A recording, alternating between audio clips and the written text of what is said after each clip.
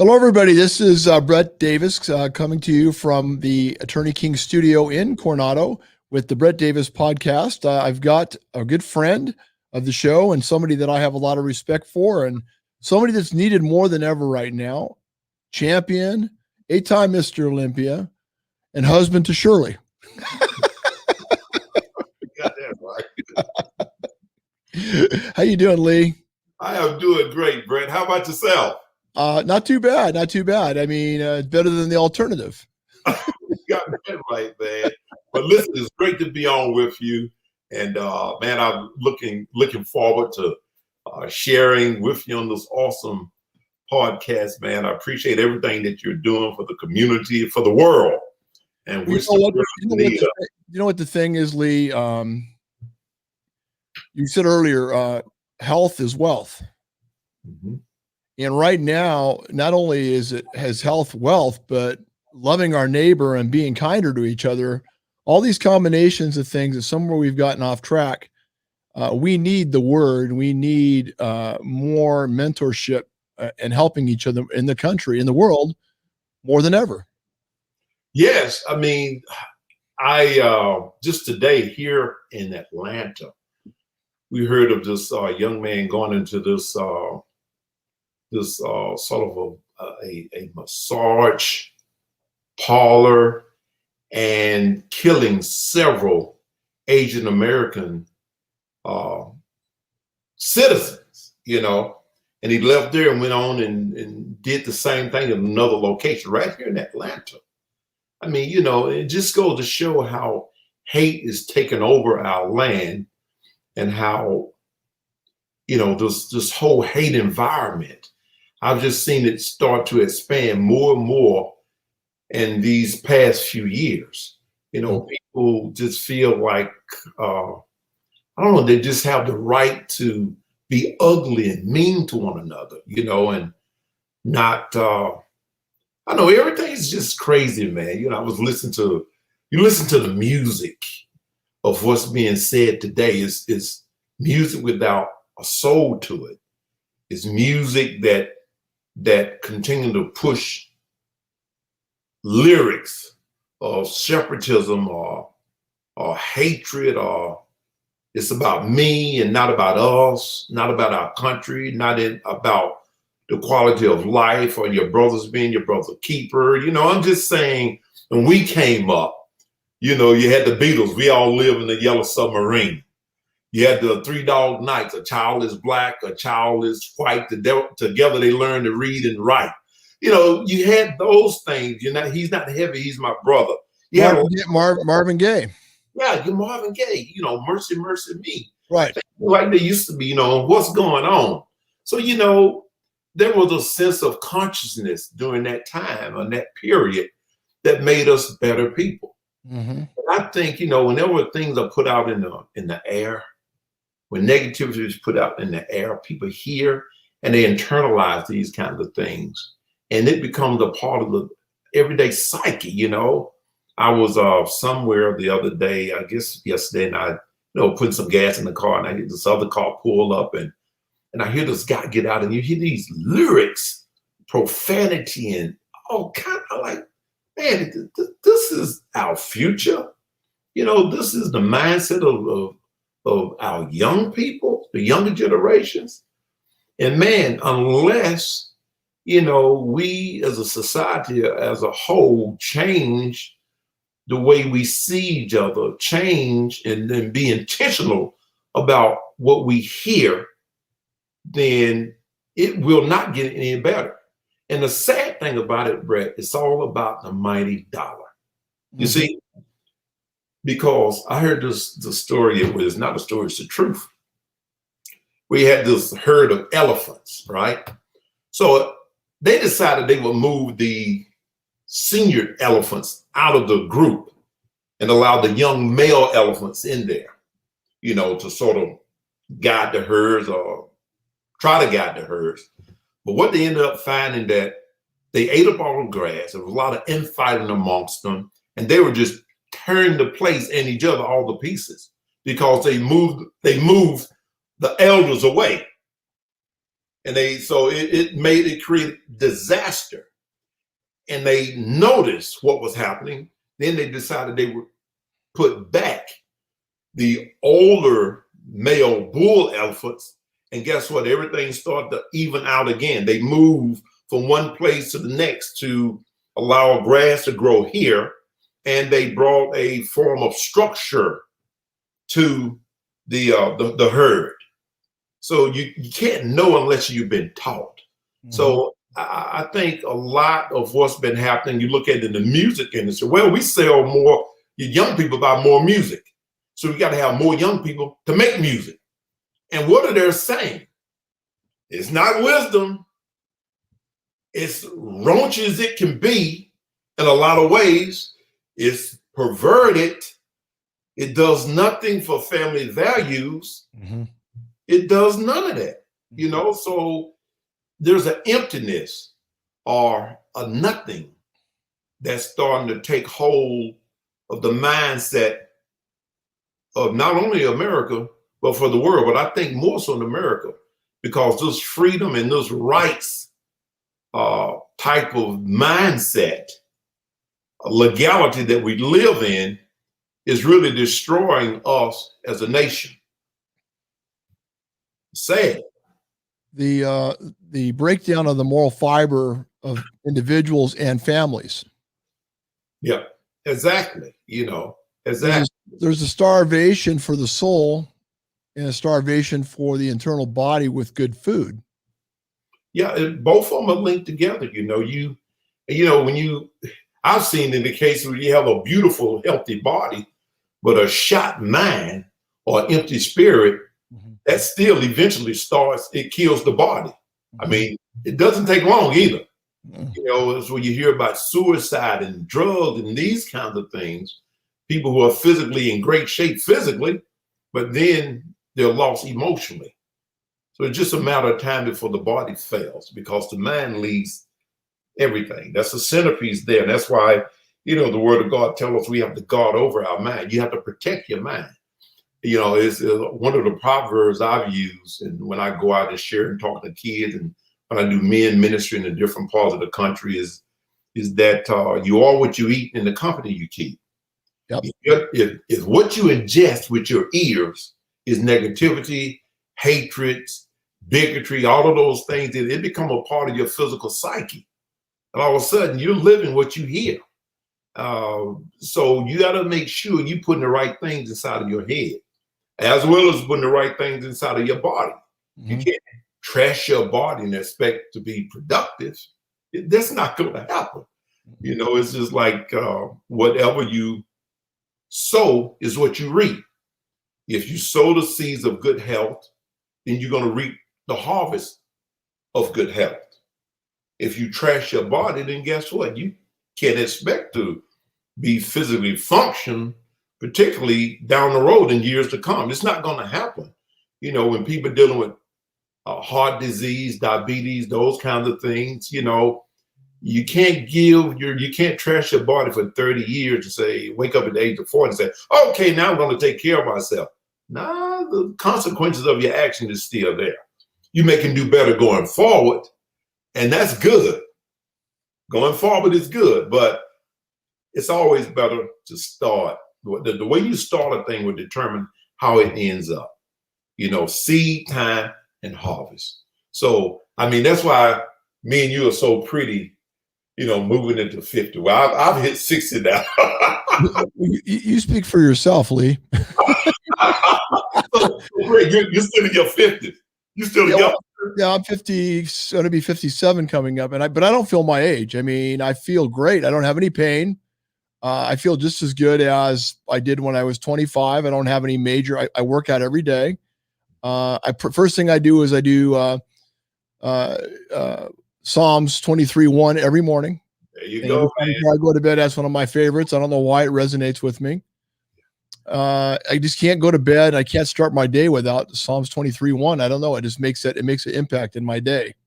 Oh yeah, man. You know, to start your morning with spiritual fruit that'll keep your heart and your mind and gives you direction as you make your way during the day. It makes all the difference. That's how I start mine, man. I was on my knees this morning early, thanking God for another day, asking for his wisdom, his guidance, and help me not to be a knucklehead or be crazy. When, especially in this Atlanta traffic, you got people buzzing in and out of you. Oh, that's why I have the middle finger. You know, it's easy to come out in that way. Maybe let's be optimists. Maybe it wasn't the middle finger. Maybe he had arthritis in his shoulder and his fingers. Exactly. So, I recall, well, said, man, probably last year I'm cruising down the highway, you know, and the traffic is bumper to bumper, and man, you know, all of a sudden this lady honks her horn and she opened the door and she got out of the car. Huge lady, man. She must have been about 275 pounds, maybe about 5'9", 5'10". Man, I rolled my window up real tight and I made sure my door was locked so she couldn't get in. Get off of my car so close. Everybody's following each other close. But God bless her, right? I say, hey, listen, Brett, if it hadn't been my days of competition now, I would have got out with all 260 pounds of muscles everywhere. But I retired. I stayed in the car, man. She looked like she could have done a lot of damage to me. Well, and I love everybody, but I think I was told by one of my old friends, because I don't associate with negativity, but he said a woman that's 200 pounds is under 200 in her 190s is obese, but he said a woman over 200 pounds is a beast. That's what I'm saying. A beast, that's what she was. So I just rolled it up and kept quiet and just humbled myself.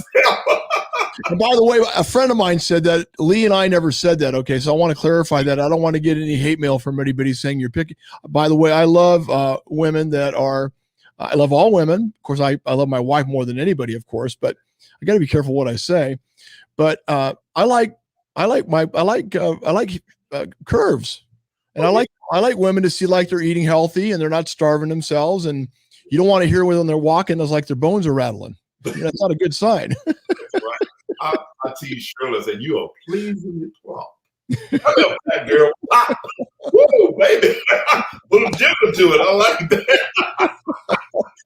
Well, you know what I find is, like you were saying, family is very important. Spiritual food for the soul in the mornings, the workouts, of course. What have you noticed differently? Because at one time you were chairman of the President's Council of Physical Fitness under the Clinton administration, right? Right. Mm-hmm. That was in the 90s? Yeah, in the 90s, about 97, 90, somewhere around there. Yes. What challenges do you think have come since then that you see, and do you think we should be further ahead in a lot of ways? Well, I love the fact when Michelle Obama came on board, she established the Let's Move initiative, which was fantastic. Mm-hmm. That was coming from the White House and being echoed from there. It says something, it says a lot. So she got a lot of people up and going. I felt during the time I was there, which we did a lot of, public speaking, going to high schools and elementary schools, those kind of things. It went very well, but I thought it could have went a lot better because it wasn't coming from the White House as it did with the Obama administration. It's a little different. It all depends on who you put in charge there. Mm-hmm. You look at President Trump now, as far as fitness is concerned, he never said a lot about it. However, he had a great crew. One guy named Rob Wilson, retired. Yeah. Rob, I know Rob. Rob did an incredible job. I think Lou Ferrigno was a part of that deal too. Dr. Bob Goldman. Right. Dr. Bob Goldman had incredible people involved there. However, you still didn't see any mass media being given to that.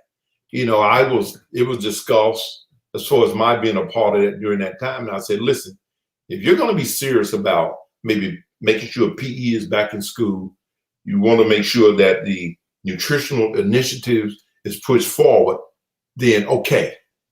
Because when you've been there, done that, you want to make sure you're not just spinning your wheels. Mm-hmm. And I didn't see a sincerity during my time there as far as the entire body. It's amazing when it comes to politics. they say they want to do things to bring about a change, but yet backing it up with action, backing it up with funding, it just wasn't there. And for that reason, I passed on this time. I said, listen, I'll just do what I do. I've been there, done that. So I'll continue to promote fitness and wellness in a way that it'll leave the door for somebody else to try to proceed forward. Because I've had my time at that, with that particular being involved with the government. So we should be further ahead. Oh yeah, no doubt about it. We should be further ahead. I feel that the nutritional and fitness exercise awareness should begin at home. I think what we've had to deal with the pandemic was a perfect time for families to sit around the table, plan their meals, talk about eating healthy, get out and do exercise. And I really feel, and as I saw, a lot of that took place. So that was one of the best things that we dealt with during this pandemic. You saw the family ingredient come together again, sitting around the table, going for walks, kids on bicycles. That's great. We needed that. The whole world needed it, really. I just hope we don't lose that. So as far as the media's attention is concerned, it didn't say much about that. But that is something that I think a lot of us visually saw during this pandemic time, which is great. I hope we don't lose that. Let's stay at the table talking to our kids. Let's stay at the parks doing walks and so forth. I think I heard somewhere along the way, and I know you've heard a lot of this yourself, because my gosh, you've been in the game since you were breathing at the very beginning and coming out of your mom's womb. That we saw more facilities like sporting goods running out of equipment. Right. You couldn't get enough weights. You couldn't get enough jump ropes. You couldn't get enough. So people were going in and buying up everything, because the best antidote for depression is exercise and nutrition. Yeah, that is so true. And man, I had clients that was calling me wanting to find just a set of dumbbells, be it 5 pounds, 2 pounds, whatever. They were just trying to find some way to keep themselves physically active instead of sheltering in and putting on an extra 10, 15, 20 pounds. So that was a good thing to see, and but on the other end, you have a lot of exercise equipment, exercise facilities that went out of business. Right. And that was devastating in itself. But now people have started to set up their own home gyms. So they're now training at home more. Mm-hmm. So it becomes a part of the family now. And so I hope, we stay with that mindset, which is good for a healthier America. I agree. So with the Lee Haney Games, going to segue into the Lee Haney Games, your experience when you're on the President's Council, you probably saw a lot of things you could do probably more efficient and quicker by having your own games. Am I correct?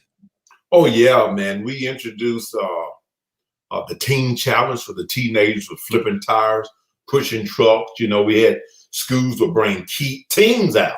They would compete against each other. We would give the athletic departments, funding, whoever won first, second, third, fourth, fifth. Oh, that's great. So that was all fun, man. Then we had the fit kids. That's where even the younger kids, did the obstacle style racing, jump rope. And then we had dance going on for the little girls and cheerleading. So we had something for the entire family. With was in the process of creating what is called a diaper derby, where you put the little toddlers down on one end or the babies on one end to see who could crawl the fastest to the other end, to the mom or to the dad. So we're just so excited about that, and we're looking to start that end up again in the next year or so. So the Lee Haney Games coming up. When's the date on that? Yeah, it's going to be November the 13th at the Georgia International Convention Center here in Atlanta, Georgia, College Park, Georgia. And the information is going to be available at LeeHaneyGames.com. At LeeHaneyGames.com. They'll know they can sign up there. They can participate. We have several different divisions. For the men, we got bodybuilding. That's where I'm from. Then we got physique. Those are the beach style bodies, great abs, shorts down to the knees or right above the knees. Then you have the classic physique, which is sort of a smaller version of bodybuilding, where the guys actually have the short, just right below the hips, not all the way to the knees. So you got to have great wheels to be in classic physique, because it's, as I said, it's almost like bodybuilding. Right. And for the ladies, you have the figure, which is nice and muscular, little abs. Then you have bikini, which is softer, more curvy girls. Then you have the physique, which is girls a little bit more muscular. I mean, not extreme muscular, not like bodybuilding, but just a little bit more muscular with great tone. Then you have this new division called wellness. That's the girls, wellness with the thick thighs, thick glutes. You know, they're not going to ever look like a Miss Figure, but they do have the figure, but they just have the thicker glutes, the thicker thighs, that sort of deal. So they're the kind that you probably want to go have dinner with after. Oh, yeah. These are some stallions, man. Hey, I love it. More than the era of Serena. Serena would be in the wellness division. Yeah, she would. She would, you know. I actually like her body. Oh, she's a beautiful woman. Yeah. I like that. I like her body. She looks very healthy. Yeah. She looks like she's fun to hang out with, and you don't have to worry about hearing her stomach make noises. There you go. That's a stallion out of Amazon. I actually met her when she was a teenager, her and her sister in San Diego. Wow. Very, very, very nice sisters. Very, very polite, very nice, very professional. And I saw her and I thought, man, I wouldn't want to get on her bad side. Oh, Kelly. Oh my goodness. So tell me about some of the things you're working on currently, because there's been some things that have been brought to your attention and that you're working on. Yeah, I'm busy with the International Association of Fitness Science. That's my certification program, which is the first ever created by any of the Olympians. I mean, so I'm looking at all the different certification programs out there and said, wait a minute, if in the field of professional bodybuilding, we're the best at what we do. Who can understand nutrition and how food work in the body more than we can? When I say we, I mean like myself or Arnold or Lou Ferrigno or my idol, Robbie Robinson, and your friend, who knows nutrition and training better than us. We know how to manipulate calories in order to get a particular result. That's what we do.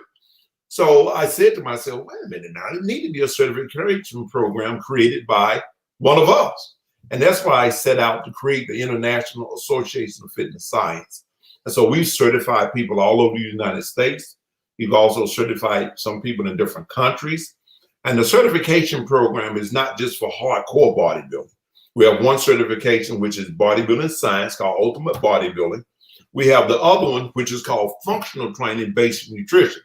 Now that's for the general population, group training, business people, housewife, just a regular person who want to look good and also want to be physically functional and helping to manage their age. Matter of fact, this is one of my books here called Fit at Any Age, and it's geared towards functional training. Matter of fact, this is one of those study manuals that's part of the functional training certification program. And on the other end, we have the book Totally Awesome. This is for bodybuilding science, different training systems, training philosophy, training principles. This is how you develop a physique without tearing yourself up. How many pages is that? Well, it's not a lot of pages. You're only talking about 152. Oh, because you held it up, man. It looked like it looked like something from the Ten Commandments. Oh no, man! It's nice and thin. Right here, I have the 10 Commandments. They're in here. I just made them simplified. Jesus simplified it, The Pharisees and Sadducees had a book this thick. Jesus just narrowed it down This is the real deal here. There you go. All of that other stuff. Let's simplify. Well, you know what I like about what you're doing is you take your wisdom and your knowledge, and you are, in my opinion, probably one of the greatest Mr. Olympias, by the way, not only physically, but just you're the complete package, mind, body, and soul. You got a beautiful family. You've got your health. You're helping people. You really care about people. And that's the one. And like I said, I meet a lot of people, not to say take anything away from anybody else, because we have a lot of the same friends probably, but you're giving back, and you've always been that way. And for that reason, I think that's why God's blessed you so much. But right now, more than ever, we need Lee Haney, and we need more people that are mentors and leaders out there to step up and really help heal this country and put things in perspective of what is really important. And you're doing that. And I just want you to know, I appreciate you. I appreciate everything you do. And I appreciate Shirley, because I know she's a big foundation in your life, like my wife is for me and my family. And we just need to work together on bringing our cities, our inner cities back, and getting everybody back to where they need to be, and bringing more love to each other. Yeah, I agree with that, man. If everyone can just do their part, just a little bit here. There's a young man out there that needs somebody to, and all young men look for accountability. All of us do. Young women, they look for accountability. Somebody who would just notice them, somebody who would care. And if we all did our part in that, it can make a huge difference. I have a mentoring program called Haney's Harvest House. And one of the programs that we use is called Raising a Modern Day Knight, where we work with little boys. They come 6 years old, all the way up to 17 years old. And we take them through the stages of first becoming a page, then they graduate, they become a squire. And at the end, they're knighted with a 4-foot long Excalibur sword. Wow. So we're taught the principles of authentic manhood. And so that's one of the programs that we use. There's a lot of programs like that, but if more and more men would notice I said men, because women is not the problem in the world. Women is nurturing. They just naturally nurture. My 2 little granddaughters, my 3, all they think about is their baby dolls. They hug, they kiss, they do that. But little boys, man, somebody got to show them, they got to figure it out. But most men don't have it figured out. No. They don't have it figured out yet. And so you don't know what you don't know until somebody show you or they teach you. Or you hit rock bottom. Or you hit rock bottom, man. Authentic manhood is extremely important. So you got to sort of know what that looked like. I did a DVD, which now is an MP4. We had to convert it, called A Man with a Plan, whereby I was ministering on this in a church in Miami, Florida, a few years back. So, and I generally take it on the road as I speak, but I'm going to make this available at no cost to any man that want it. So I would like to get a copy of it. Well, this upcoming week, I'm going to have it on my website at leehaney.com. Okay. So they can download it and get it at no cost whatsoever. I look forward to getting it. Well, man, it's from my heart. And I want every man to experience, as I want every woman to experience, what it's like to have a real man and what a real man looks like. Because even with young women, if they don't know what a real man looked like, they can go searching in the wrong place and find the wrong man. But a man needs to know what a real man looked like. And the good Lord made it plain, in the Bible, in the book of Genesis, it's all there. He created man, then he gave the man a job, then he gave him rules, responsibility. Don't do that. You can have this, that. Then he gave him provision. He provided for, the fruit was in the Garden of Eden. Then the last thing he did was gave him a woman. He didn't give him a woman before he gave him responsibilities, a job, rules, and provision. None of that came before. The woman came before none of those things. Responsibilities. What's that now? Responsibilities, faithfulness. All of that, and faithfulness, all of that had to be in place before God presented her to him, according to the Bible in the book of Genesis.